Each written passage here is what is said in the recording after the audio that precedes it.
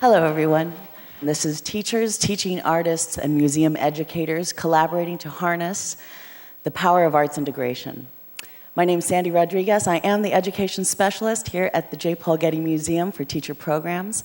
I am with Dr. Lorenza Yarns, who is our 5th grade teacher from Leo Politi Elementary, and Brooke Sauer, who is our teaching artist that was part of the partnership. Over the next 20 minutes, we will have a chance to really get an idea of what this 3-year partnership was all about, learn about the challenges and successes from our classroom teacher and teaching artist, and then really reflect upon some lessons learned from the overall program. I will say that this was a very intensive and dynamic partnership with a single school, a single grade level, in the vision of arts integration, in the charge of creating a replicable, dynamic set of resources for classroom teachers that were authored by both teaching artists and teachers. Our main question that we had to ask was, what does it take to change your practice? What does it take to change a generalist educator into an educator that integrates the arts regularly? And so the Los Angeles Fund for Public Education afforded us the opportunity to really use this 3-year partnership as a lab for experimentation while leveraging best practices. Art at the Core is a co-creative intensive program that was designed again to really change teacher practice at a single school site. We also had the opportunity to work with a cohort of 5th grade teachers with a varying range of experience in arts education as well as their own studio practices. This was our first attempt at working very closely with a set of teaching artists and classroom teachers over a sustained multi-year program that had the slow release model that we heard a little bit about earlier. And over the next 20 minutes, as I said, we'll hear directly from our classroom teachers and teaching artists, and we will have some time at the end for questions. So first, I'd like to just start with Dr. Lorenza Yarns, and we'd love to hear a little bit about your personal growth in talking about and teaching art. There's me and my classroom. And, I do have to say, there were 4 of us who came into this project, and we were very fortunate to have this opportunity. I mean, rarely, is there funding that comes in where it's, from the Getty and it's just focused on one classroom. I mean, as you can tell, it was an entire, county. I mean, we had everything, not just to our school, but to our 5th grade level. But the one thing about us that we came in as a team of teachers is that we were all very collaborative. We were a team. And we said when we wanted to implement this, we were going to come in together, which meant that it was not just going to be one-on-one, it was going to be a whole bunch of people working together. And we all 4 of us, as you said, we all came in with different comfort levels and different experiences with the art, but we all believed in the importance of the arts. We just didn't quite know what to do with that. And so it was wonderful because in the 3 years, I personally, I've taught art lessons. I was one of the more comfortable teachers, but I didn't really know how to teach art as an academic subject. And so, over this course of knowledge with the Getty and then also with the teaching artists, we started to learn all the academic parts of the art. And as we became much more comfortable with it and we learned, we became much more excited about teaching art. And that was very infectious.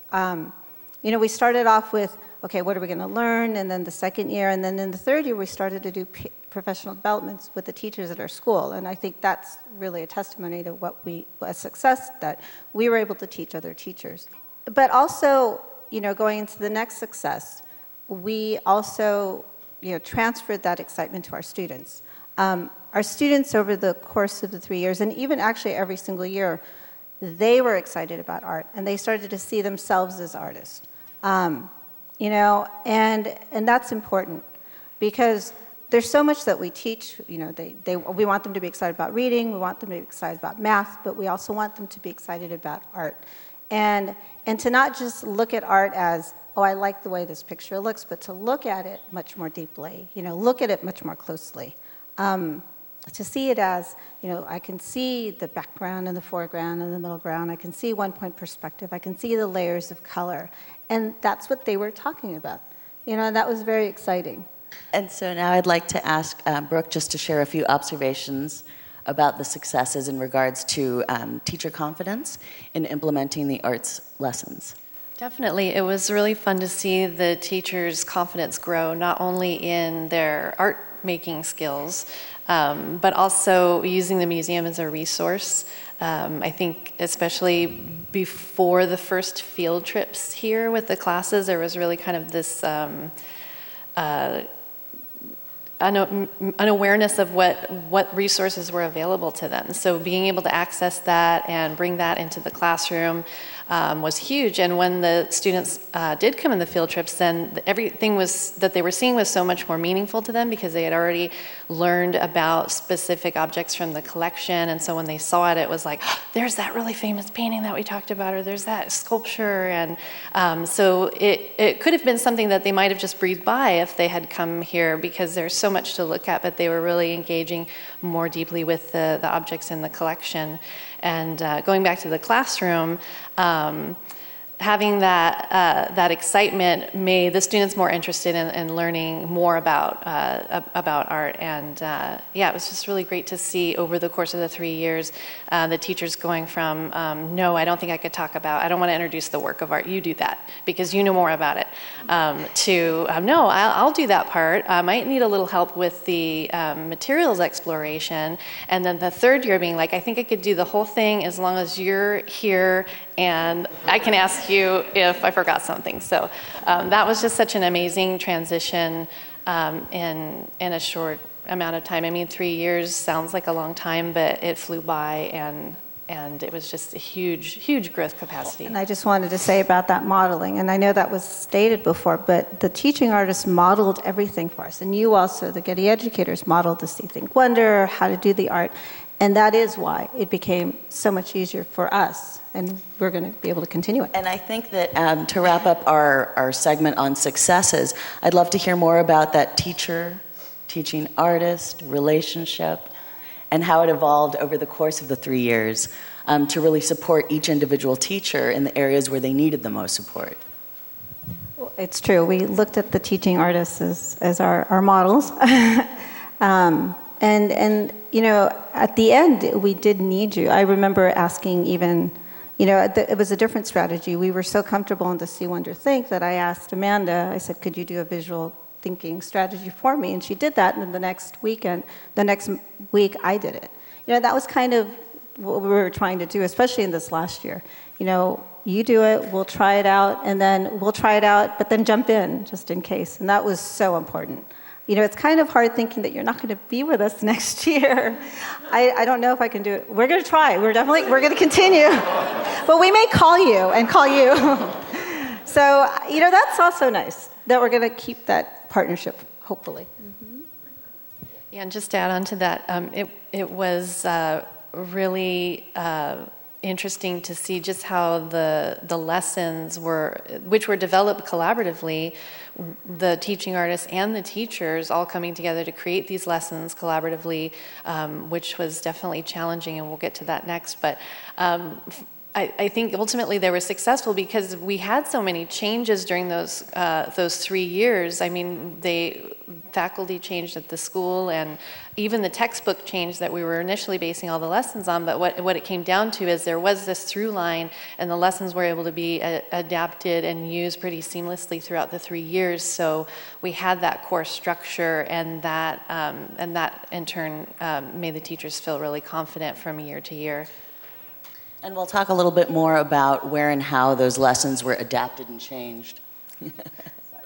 So the components of the program are long, and the goals of the program are long, and we have a website that has a description where you can read the bullet-pointed kinds of lists and description of the project, but know that it was a combination of on-site programs. It was a combination of intensive classroom work. It was a series of multiple-day on-site professional development, single-day professional development, field trips, and so many moving parts. At this point, we'd like to really share with you some of the challenges, because these are the opportunities for growth. These are the pain points, but these are the ways in which we can look ahead and think about ways to really build in success in areas that can be challenging to many of us. If I can have Lorenza really share with us a few minutes about what the challenges were in integration of Common Core standards and English language arts. Our charge was to integrate the arts with the English language arts in the Common Core. And so, we were just beginning to understand what the Common Core English language arts standards looked like. So I think that was a huge challenge for us. And then as over the course of the 3 years, our understanding of it started to change, and so then our planning started to change, and our lessons started to change. And that's tough. I know it was tough for us as teachers and also as teaching artists. But thankfully we're all I think our team was very flexible and adaptive. We know that the standards are dynamic and the learning is dynamic. So that was a challenge, and then that also goes in line with what we as teachers have to do, and that is the planning and the timing. I mean, we not only had to learn the English language arts Common Core standards well, we also, at the same time, we're trying to implement math, Common Core, which was also challenging. And then we were, learning a whole ELD curriculum. And then, also, integrating science. So it's time is a big factor in trying to, put all those pieces together. But I think as has been said already, it's trying to find some of those commonalities. That's why integrating the arts and English language arts was really important, because we were able to see, See, Think, Wonder is close reading. It's not just close reading of text, it's close reading of visual text. And then having those conversations, that kind of integrated into, English language development, because our students were starting to be able to use their speaking skills. So those were challenges, but we were able to kind of work through them. But it's still hard. You have to just kind of be adaptive. And I will say that in the first year, there was a very intensive planning time that was co-authoring of the resources that were being later implemented that very same week. That was part of that same discussion that we had earlier from Dr. Catterall. I will say that in year 2, we went from meeting every single week and writing and implementing the lessons to revising the lessons on a monthly basis. And in the year 3, we had a chance to really revise those activities based on our reflections and observations from year 2 and year 3 on a quarterly basis. So the slow release model about planning was in response directly to the teachers and their struggles for finding and allocating that planning time to meet together and adjust an activity or a lesson in a way that is going to have the greatest impact across the greatest range of learners in their classroom. Brooke, can you share with us just a few of the challenges that we experienced over year 1, year 2, year 3 with the teaching artists specific to roles and collaboration with teachers on a single classroom resource? Yeah, so I remember initially thinking, gosh, how are we all going to write a lesson together? This is going to take forever. And then we have to write many of these. So we really had to figure out how to break that down because obviously we all have a million different things we want to do and ideas that we want to address. So once the teaching artists had an idea of the different themes that the teachers wanted to teach throughout the year, we basically would put together various different projects and pitch these to the teachers and say, what kinds of ideas do you like from these various possibilities? So we wanted to give the teachers a lot of choices. And I think that was really unique to this program because I've worked with other programs where the teaching artists just show up with a set of curriculum ready to go. So the teachers were intrinsically involved in which art methods were chosen to match with which themes and Common Core standards. So then the teaching artists would really hunker down and write the lesson out, and then Sandy, obviously, and Andrew would look over those as well and give us feedback on that, as well as the teachers. We were all trying to do this through Google Docs, so everybody had access to these and could see. It was very transparent, what we were doing, and comment or add to in any way that they wanted to. So one of the challenges was that after we spent a lot of time writing these really great lessons, the textbook totally changed, and we didn't have those themes anymore. And so by this time we were this happened in year 3, right? So that was convenient though, because the teachers were really taking on the majority of the responsibility for teaching these lessons. So it was up to them to decide which of the lessons they wanted to keep and how to connect it with whatever new texts they were going to be presenting. So the artists were really out of it at that point, out of that conversation, and we were just there to support and listen to whatever they needed. We were there to do for them, and so that was a challenge for you as the teaching group to really figure out how to take maybe the art making part of it and keep that and plug in this new content and adapt those Common Core standards. I mean, pretty quickly, very quickly. You didn't have much time at all to plan. You were thinking on your feet a lot. So, I think that was a huge Any challenge. other challenges in relationship to the teaching teams platform? That was a struggle. We had Teaching Channel, and we were to use the teaching team's platform. But part of that was we didn't have iPads, and not having access to that was challenging. We wanted to, but also, that comfort level of videotaping yourself and then watching yourself is also another challenge, I think. We have to get past that, and then just trying to figure out the time, and that was a bit of a challenge with the teach teams. I know that you would come in and they would videotape us, but then we wanted to talk to you and not have you videotape. So that was we were trying to figure it out, but we wanted to use the teaching artists in a different way. So I'd like to just wrap with a couple of minutes of lessons learned. So as we've heard over the past 2 days, change happens. And it's about being flexible. Really, at the end of the day, we had over 19 different staff people from the museums and the school administrations and our teachers and teaching artists collaborating over a 3-year period.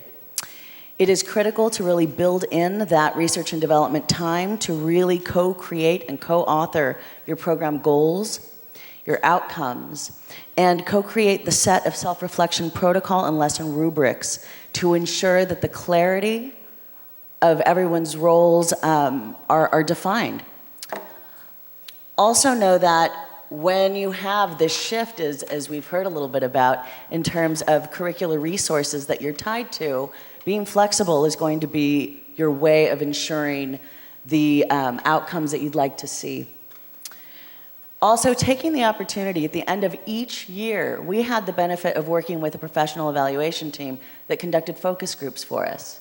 So reading closely those outcomes from those focus groups allowed us to make adjustments to our plan each year.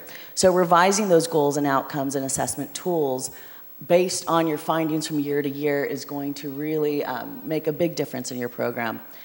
But in terms of looking forward to sustainability and really thinking about your professional development opportunities, what we learned each step of the way was that our classroom teachers really needed that time to practice the lessons on their own in addition to implementing them with their students. Their comfort level modeling representational art above 3rd grade is going to be critical for their students having the confidence to try something that their classroom teachers are doing.